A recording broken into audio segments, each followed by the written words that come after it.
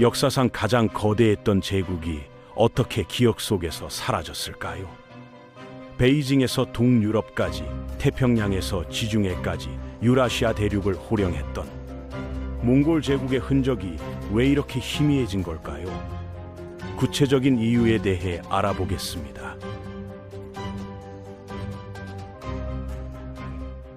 세계사를 공부하면서 이상한 점을 발견한 적 있으신가요? 로마 제국은 멸망한 지 1000년이 넘었는데도 서양 문명의 뿌리로 끊임없이 회자되고, 한나라는 중국인들이 자신을 한족이라 부를 만큼 정체성의 핵심이 됐는데요. 그런데 몽골 제국은 다릅니다.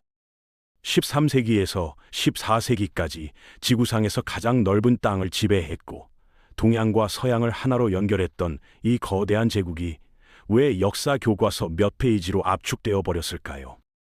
단순히 망해서 사라진 게 아니에요. 몽골 제국은 의도적으로, 체계적으로 지워졌습니다. 누군가는 그들의 이야기를 쓰지 못하게 막았고, 누군가는 그들의 기억을 자기 것으로 흡수했으며, 누군가는 아예 그들을 언급하는 것 자체를 금지했거든요. 먼저 당시 상황을 이해해야 합니다. 1206년 칭기즈칸이 몽골 부족들을 통일한 순간부터 제국은 폭발적으로 팽창했어요. 동쪽으로는 한반도 인근과 중국 전역, 서쪽으로는 흑해와 동유럽, 남쪽으로는 이란과 이라크를 아우르는 거대한 영토를 불과 몇십 년 만에 장악했죠. 이게 얼마나 대단한 규모냐면 로마 제국이 400년에 걸쳐 이룬 것보다 훨씬 넓은 땅을 20년 만에 정복한 겁니다. 하지만 여기서 중요한 건 땅의 크기만이 아니에요. 몽골은 처음으로 유라시아를 하나의 경제, 문화 네트워크로 묶어냈거든요. 흔히 팍스 몽골리카라고 부르는 이 시기를 보면 비단과 향신료가 실크로드를 타고 동서로 오갔고, 화약과 나침반 같은 기술이 전파됐으며, 불교와 이슬람교와 기독교가 한 제국 안에서 공존했습니다. 몽골이 만든 시스템은 정말 놀라웠어요. 오고타이 칸 시절부터 체계를 갖춘 역참 제도가 그 핵심이었는데, 30km에서 50km마다 역참을 설치해서 대륙 전체를 거미줄처럼 연결했죠. 몽골어로 잠이라고 불렸던 이 역참들은 단순한 휴게소가 아니었어요. 여기서 말을 갈아타고 식량을 보급받고 정보를 전달받았습니다. 특히 흥미로운 건 파이자라는 통행증 시스템이에요. 금이나 인, 청동으로 만들어진 이 패를 가진 사람은 제국 어디서나 자유롭게 이동할 수 있었고, 역참에서 숙식과 말을 제공받을 권리가 있었어요. 마르코 폴로도 이 파이자를 받아서 중국까지 여행할 수 있었죠. 급한 군사 정보를 전달할 때는 급체포라는 특별 시스템을 가동했는데, 이를 통해 하루에 수백 킬로미터를 이동하며 정보를 전달했다고 합니다. 베네치아 상인 마르코 폴로가 중국까지 여행할 수 있었던 것도, 페르시아의 학자들이 중국의 의학 기술을 배울 수 있었던 것도, 모로코 출신의 이븐 바투타가 유라시아를 횡단할 수 있었던 것도 전부 이 시스템 덕분이었어요. 더 놀라운 건 경제 통합입니다. 몽골은 은본위 제도를 시행하면서 각 지역의 화폐 교환 단위를 통일했어요. 은괴 2kg이 중국에서는 정, 중앙아시아에서는 야스툭, 서남아시아에서는 발리시, 몽골 초원에서는 쉬케로 불렸지만 전부 같은 가치로 통용됐죠. 이건 유럽연합의 유로화보다 600년이나 앞선 경제 통합이었습니다. 몽골은 단순히 정복만 한 게 아니라 세계를 처음으로 하나의 경제권으로 연결한 겁니다. 그런데 여기서 질문이 하나 생겨요. 인구 100만 명도 안 되는 유목민이 어떻게 수억 명의 농경민을 통치할 수 있었을까요? 몽골의 비밀은 유연함이었습니다. 그들은 농경 정주 지역을 통치하는 법을 몰랐어요. 솔직히 말해서 몰랐죠. 그래서 어떻게 했냐면 현지 사정에 밝은 사람들을 적극적으로 등용했습니다. 중국에서는 한족 관료들은, 페르시아에서는 무슬림 행정가들을, 중앙아시아에서는 위구르 출신 실무자들을 기용했어요. 능력과 실적을 중시했기 때문에 쿠빌라이 칸은 한동안 유교 경전 시험인 과거제를 실시하지 않았습니다. 책 읽는 능력보다 실무 처리 능력이 더 중요했거든요. 특히 캐식 제도가 흥미로운데요. 칭기즈칸의 친위 대이면서 동시에 제국 관료의 인재 풀이었던 이 조직에는 몽골인뿐만 아니라 정복지 수장들의 자제들도 포함됐어요. 인질이자 동시에 미래의 협력자를 키우는 시스템이었죠. 이들은 칸의 곁에서 생활하면서 몽골의 방식을 배우고 나중에 각 지역으로 돌아가 통치를 도왔습니다. 고려의 왕족들도 이 케식에 참여했었고요. 그런데 이렇게 대단한 제국이 왜 기억에서 사라진 걸까요? 첫 번째 이유는 간단합니다. 몽골 스스로 자신들의 이야기를 충분히 기록하지 못했거든요. 유목민 전통과 구전 문화에 익숙했던 몽골인들은 정복한 땅의 관료 시스템을 그대로 활용했어요. 중국에서는 한문으로, 페르시아에서는 페르시아어로, 유럽에서는 라틴어로 문서를 작성했죠. 그러다 보니 몽골어로 몽골의 시각에서 쓴 대규모 역사서가 거의 남지 않았습니다. 유일하게 남은 게 몽골 비사라는 책인데 이것조차 운명이 기구해요. 13세기 중반에 칭기즈칸과 초기 몽골 제국의 역사를 담아 만들어진 이 책은 몽골인들이 직접 쓴 거의 유일한 본격 역사서였습니다. 문제는 원본이 완전히 사라졌다는 거예요. 위구르 문자나 파스파 문자로 쓰였을 것으로 추정되는 원본은 북원이 멸망하면서 함께 사라졌고, 지금 우리가 볼 수 있는 건 명나라 시대의 몽골어 교육용으로 만들어진 한자 음차본뿐이거든요. 몽골의 역사가 몽골어가 아니라 중국어 번역본을 통해서만 전해진다는 게 참 아이러니하죠. 반면 제국 운영에 관한 정기 문서나 행정 자료는 전부 피집의 지역 언어로 작성됐어요. 중국에서는 원사라는 한문 정사가, 페르시아에서는 라시드 앗딘의 집사가, 유럽에서는 교황청 서한과 여행기들이 몽골을 기록했죠. 결국 몽골의 역사는 몽골 자신이 아니라 타인의 언어, 타인의 시선으로 쓰여진 겁니다. 그리고 여기서 두 번째 문제가 시작돼요. 역사는 승자가 쓴다는 말 들어보셨죠? 그런데 몽골의 경우는 더 복잡합니다. 역사 서술의 주도권이 피정복국 쪽에 있었거든요. 몽골이 정복한 주요 지역들 마이너스 중국, 이슬람 세계, 러시아, 동유럽 마이너스 이 지역들이 각자 몽골을 어떻게 기록했는지 보면 놀라워요. 중국 사서와 문학에서 몽골은 호, 이 같은 오랑캐 범주에 들어갔고 원나라는 정통성 논쟁이 있는 이민족 왕조로 취급받았습니다. 이슬람 세계 역사가들은 바그다드 파괴와 대학살을 강조하면서 몽골을 신의 벌 또는 재앙으로 묘사했고요. 유럽 연대기에서는 몽골을 타타르, 즉 지옥에서 온 민족으로 부르며 종말론적 공포를 투영했어요. 이런 기록들이 이후 각 지역의 정통 역사서가 됐고, 근대 이후 유럽 중심의 세계사 서술이 이 자료들을 대량으로 수용하면서 몽골은 파괴자라는 이미지로 굳어졌습니다. 실제로 항복을 거부한 도시들에 대한 몽골의 학살과 파괴는 끔찍했어요. 하지만 항복한 도시와 기술자, 상인들에게는 상당한 보호와 특권을 부여했다는 사실, 쿠빌라이칸 시기에 중국식 관료제를 도입하고 학교를 세우며 운하와 항만을 정비했다는 사실은 상대적으로 덜 알려졌죠. 정복당한 자의 기록이 표준이 되면서 몽골의 다른 면모는 가려진 겁니다. 세 번째 이유는 더 결정적이에요. 몽골 제국은 후계국을 만들지 못했습니다. 여기서 잠깐 로마와 한나라를 다시 떠올려 볼까요? 로마가 멸망한 뒤에도 교회와 로마법, 라틴어 문화가 살아남았고, 신성 로마 제국부터 나폴레옹까지 수많은 세력이 우리는 로마의 후예라고 주장했어요. 한나라 이후에도 중국의 왕조들은 한족 정체성을 중화 문명의 전범으로 반복해서 소환했고요. 그런데 몽골은 달랐습니다. 칭기즈칸 사후 제국은 4개의 주요 칸국으로 분열됐어요. 원나라, 일한국, 킥차크 한국, 차가타이 한국. 그런데 이 나라들이 나중에 어떻게 됐는지 보면 참 안타깝습니다. 원나라는 1271년 쿠빌라이가 국호를 바꾸면서 성립됐는데요. 중국식 관료제를 받아들이고 남송의 행정구조를 거의 그대로 계승했어요. 하지만 1368년 명나라에 쫓겨난 뒤 북원으로 이름을 바꿔 몽골 고원으로 물러났죠. 결국 중국 역사서에서는 원나라를 한 당 명청과 나란히 놓인 중국 왕조 목록의 하나로 정리했습니다. 몽골의 제국이 아니라 중국을 통치한 외래 왕조로 기록된 거예요. 이란국은 더 흥미로워요. 페르시아와 이라크 일대를 지배했던 이 나라는 건국 초기에는 몽골 정체성을 유지했지만 시간이 지나면서 점점 이슬람화됐습니다. 7대 칸인 가잔칸이 이슬람으로 개종하면서 결정적인 전환점을 맞았죠.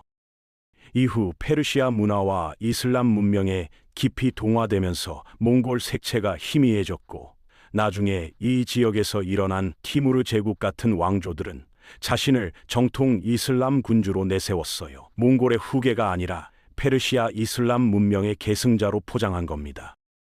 킵차크 한국의 이야기는 더 복잡해요. 러시아 남부와 우크라이나 일대를 지배했던 이 나라는 황금 오르다라고도 불렸는데요. 14세기 후반부터 내분으로 여러 작은 칸국들로 쪼개졌어요. 카잔 한국, 크림 한국, 시비르 한국 등등.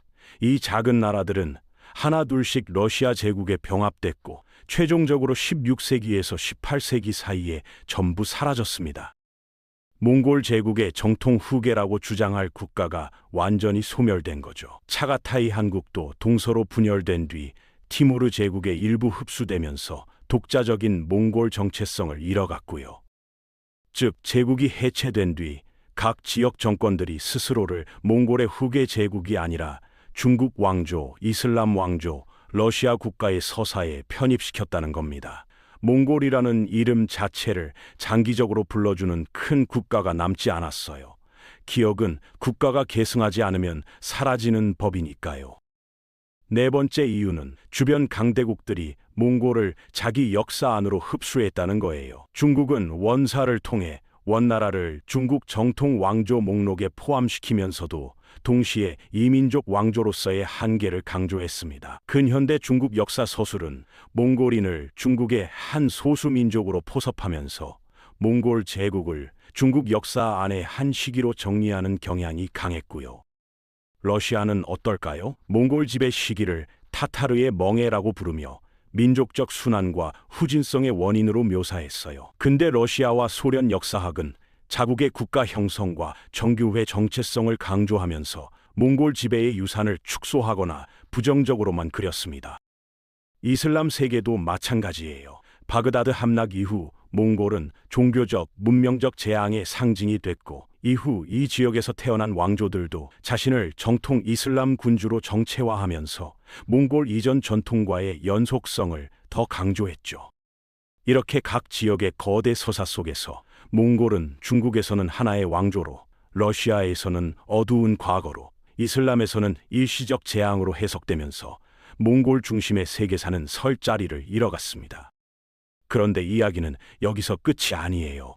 다섯 번째 이유가 가장 충격적이거든요. 20세기에 몽골이 스스로 말하지 못한 시대가 왔습니다. 1921년 몽골 인민혁명 이후 몽골 인민공화국은 소련의 강한 영향권 아래 놓였어요. 그런데 소련에게는 몽골 제국이 달갑지 않은 주제였습니다. 왜냐고요? 키예프 공국 시절 몽골 타타르의 지배를 받았던 트라우마가 있었거든요. 러시아인들은 이 시기를 타타르의 멍해라고 부르며 자국 역사의 가장 어두운 시기로 기억했어요.